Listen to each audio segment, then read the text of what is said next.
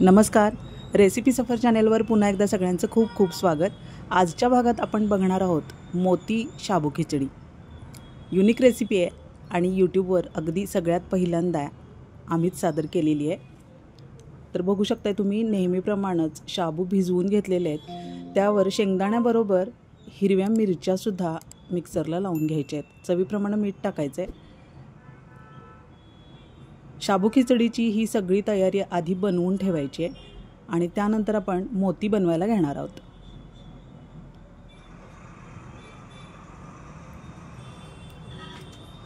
शाबू भिजवायला विसरल्यामुळे दुसऱ्या दिवशी ते मी कोमट पाण्यात 1 तासासाठी भिजवून घेतलेले आहेत, तरी सुद्धा छान फुलले।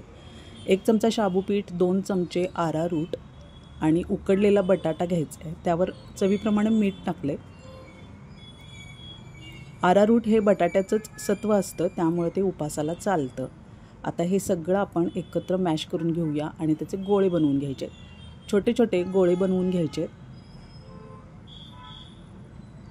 नक्की बनवा, या आषाढी एकादशीला ही रेसिपी खूप छान बनते आणि नवीन असल्यामुळे सगळ्यांना ती खूप आवडणार आहे।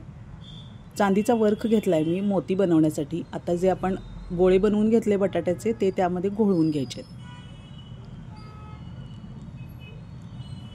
जपून वापरा, कारण हा हातालाच लागून जातो वर्क, त्यामुळं गोळे व्यवस्थित त्यावर आपल्याला घोळवून घ्यायचे।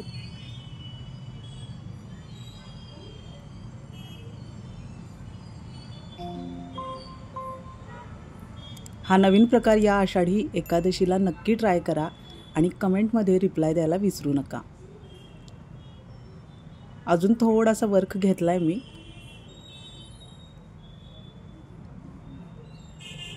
सगळ्या बाजूनी लागेल अशा पद्धतीने हा वर्क लावून घ्यायचा आहे। एका बाजूला कढईत तेल तापत ठेवले। मंद गॅसवर हे सगळे गोळे आपण तळून घेणार आहोत। आता यातला बटाटा उकडलेलाच आहे, फार वेळ लागणार नाही। खूप जास्त सोनेरी रंगावर येऊ देऊ नका, नाहीतर हे गोळे फुटायला सुरुवात होते। त्यामुळे थोडेसे हलके झाले की लगेच काढून घ्यायचे आहेत। गॅस मंद ठेवायचा आहे। खूप मोठ्या गॅसवर हे गोळे तळू नका। बघा, आता ते हलके होऊन तेलावर तरंगायला सुरुवात झालेली आहे। अजून थोडा वेळ म्हणजे 1-1.5 मिनिट आपण ते तळू देणार आहोत आणि त्यानंतर ते पटकन काढून घ्यायचे।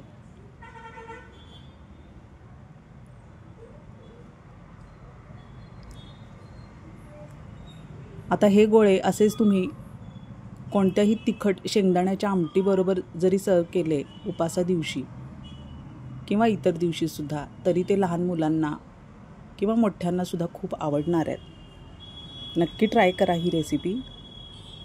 बघा, आता हलका बदामी रंग आला आहे आणि काढून घेतलेले आहेत गोळे। तेल कमी केले आणि त्याच कढईत मी ही खिचडी परतून घेणार आहे। मगाशी आपण जे शाबू आणि शेंगदाण्याचं मिश्रण बनवलं होतं ते टाकायचं आहे कढईमध्ये आणि नेहमीप्रमाणे खिचडी वाफवून घ्यायची आहे।